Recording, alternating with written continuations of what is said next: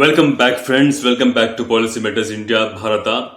Today, now we are going to watch a video of DW channel in which they are discussing how Europe will still be buying gas from Russia despite of all the sanctions they themselves have put in place. And this is a interesting video. Let us first see the video. Going after any energy sector, in particular LNG, is important. It really makes it hard for the leading company in Russia, Novatek, to figure out its business model. Behind the surface of this, we're seeing that there is a cumulative effect of sanctions. The European Union has agreed on a 14th set of sanctions against Russia, focused for the first time on liquefied natural gas, or LNG. At present, Russia accounts for around 16% of the EU's LNG imports, with France, Spain and Belgium the main buyers. The new sanctions will not prevent member states from buying Russian LNG, but it will ban them from re-exporting it to other countries. To break this all down for us, I'm joined now by Maria Shagina. She's a senior research fellow for economic sanctions at the International Institute for Strategic Studies. Maria, great to have you along. Maybe you can give us some context on this. What countries does the EU currently re-export Russian LNG to, and how significant a quantity are we talking about? Yes, correct. So we're talking about the now 14th package sanctions from the EU. It was slightly delayed because of some oppositions from Germany on certain provisions there. But why is it important these days? Well, because people were talking about sanctions fatigue and that any next sanctions package will not be possible. Yet venturing into the LNG sector is actually quite a big deal because EU has been dependent on imports of LNG from the US, Norway and Russia. As you said, it doesn't really ban supply of LNG to Europe directly, but it really makes it hard for the leading company in Russia, Novatek, to figure out its business model, because it really needs to revamp its supply chains. It really relies on EU ports to send its LNG to third countries in the global south, including China and India. So that provision, transshipment ban on LNG, will make it harder to do so in the next months. You talked about the infrastructure aspect, but in terms of quantity, the re-export of LNG to the likes of China and India is not very great in volume, is it? Will this actually hurt the Russian economy in any meaningful way? If you expect some final blow on the Russian economy, the sanctions package is not going to do the trick, right? So we have secondary sanctions from the US, which have much more impact. So this sanctions package, as the previous one, are about tightening of the existing restrictions. Going after any energy sector, in particular LNG, is important, but it's not going to collapse the Russian economy. It's not going to make it completely impossible to do so. And mainly this measure is looking forward. So this is making sure that Novatek will struggle to expand its LNG supplies and build new LNG plants. So the impact will probably kick in a couple of years, not really the months to look at. Okay, and these sanctions aren't just about LNG, though, are they? So writing on X, European Commission President Ursula von der Leyen said that they will also, quote, further deny Russia access to key technologies. How will they do that exactly? Absolutely. Battlefield icons have been really the key focus from the European Union, making sure that dual good use like chips, semiconductors, navigation equipment doesn't end up on the battlefield in Ukraine has been high on the agenda. There is a lot of homework that needs to be done, in particular on the enforcement side. And the 14 sanctions package addresses some of the issues as it expands the dual-use good list that still hasn't been included. But there is one provision that has been halted by Germany, and that is expansion of the so-called No Russia clause. That means that EU operators, EU companies would have to step up their due diligence on part of export controls and to make sure that none of these critical items end up in Russia. Now, a lot of these items are being rerouted via third countries, which makes it really hard for EU companies to track the end use of this technology. So from Germany's perspective, it's important to keep it narrow because they don't want the companies, which are usually small and middle-sized companies, to be on the wrong side here and to be subject to EU fines. Now, you can say that this is hard for Germany because it would affect the pillar of its economy, but ultimately, if we talk about the improving the enforcement of sanctions, that is really a weak spot in the current sanctions regime. A lot of Western technology is being rerouted via China and then being rerouted to Russia as the end point. So Germany is on board now. What kind of fudge has been made for that to happen? So the final expansion of this no Russia clause has been delayed. It's still been kept narrow to only military goods. That means the broader definition of dual-use goods, which can include electronics or machinery, something that a lot of German exporters are dealing with, has been postponed to the next round of sanctions. Now, we know that there are many goods still entering Russia from the EU through circuitous routes, as you mentioned, that are very difficult to trace. What power do EU authorities now actually have to stop this from happening? I think the power on this would come from the US with the threat of secondary sanctions that was expanded a couple of weeks ago. And here it's important to look at financial institutions. They have become the key pillar of making sure that export controls are being enforced in a more robust way. So the US has expanded the definition of Russia's military industrial sector, and it will threaten with secondary sanctions any foreign financial institutions that is facilitating transactions with Russia's industrial sector. Now that means Sberbank or VTB, any civilian entity would be subject to that. So making sure that no one is dealing with Russia's industrial sector and procuring this technology, that this threat is actually more powerful coming from the US than from the EU.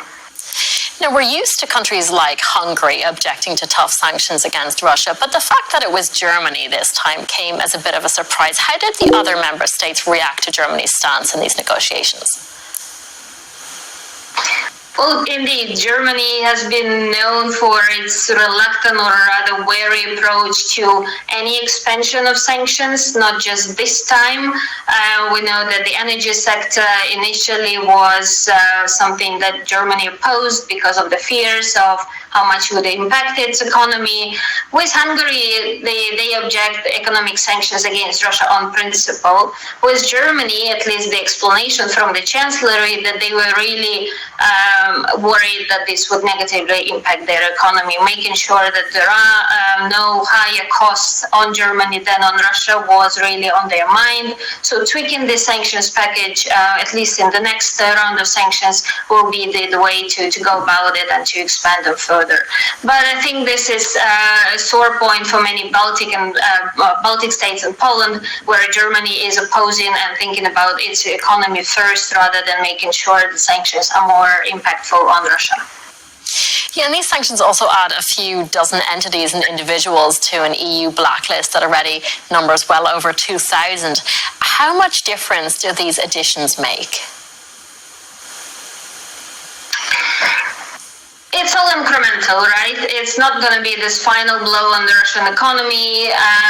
So it's, again, making sure that any loopholes within the existing framework of sanctions do not exist, making sure that enforcement is more watertight than we have seen so far. This incremental approach has its value, but it also shows that Russia has been rather successful in adapting it because Western governments give Russia time with this incremental approach to find new supply chains, to find new buyers.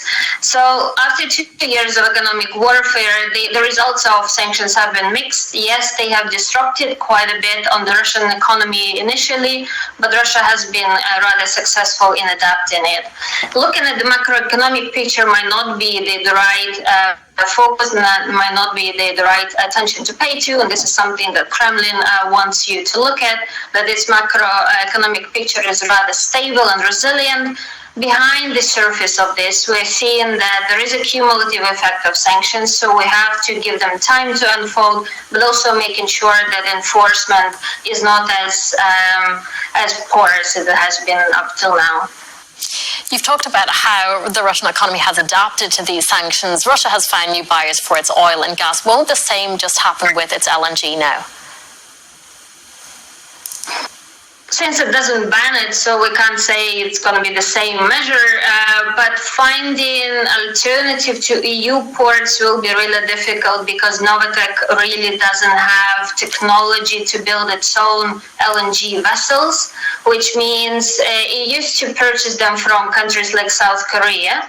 It has one route which would deprive them from any EU nexus, and that is via the Northern Sea route. But shipping LNG via the Northern Sea route is really complicated during winter season. So they would have a way out of it, and they wouldn't be affected by the transshipment ban, but only during summer times. But the whole business model has been relying up till now on re-exporting LNG via European ports because they don't have technology and don't have LNG vessels of their own. Okay, so this could hit in the winter. I do want to ask you, though, this is the 14th set of sanctions. Does it make strategic sense to approach these things in such a piecemeal, incremental way? That does indeed pose a question about the strategy of Western sanctions and whether we could have been more agile and swifter with some of the packages and also with the severity of them. As I mentioned before, the whole strategy has been relied on the idea that we shouldn't harm ourselves, Western economies, more than we hurt Russia. And that poses the question, how resilient have we been to the economic warfare? Have we been prepared to wage it against Russia? And the energy sector has been probably the weakest one up till now. The change in strategy comes with the escalation of secondary sanctions, which could change the track how Russia acts with third countries, including Chinese banks, which can be deterred from procuring either energy from Russia or battlefield items. But it does indeed pose a question whether we could have been more swifter with our measures after 2022. Finally, if you were tasked with designing a 15th set of sanctions, what kind of measures would you include? I think the key pillars. The video is a long video, and there are three main things of this whole video. The three main points. The first point is that Russia has a dependency on European ports.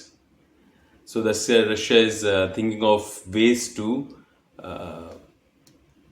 bypass that thing.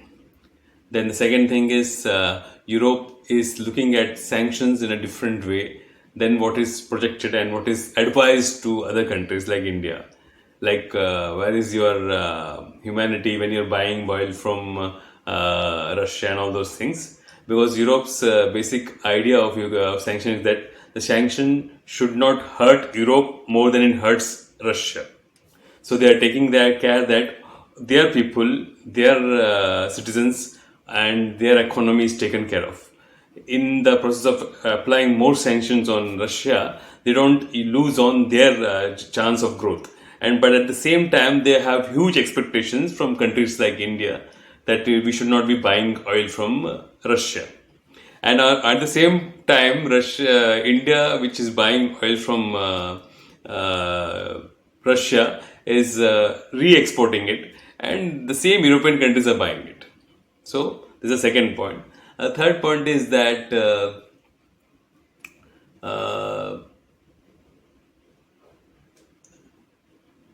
they want to put Russia in a spot where they want to see that Russian energy sector is like somehow sabotaged.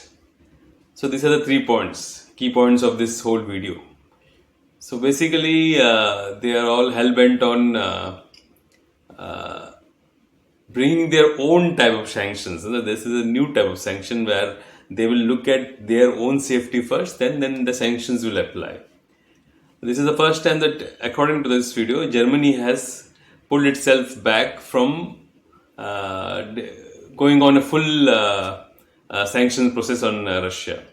That is also explained here. So Germany is worried about its own economy. So why should India not be worried? Like we have got all kind of advices from all across the globe. With this, we come to the end of this video. So this is how it is. With this, we come to the end of this episode. See you again. Bye bye. Take care.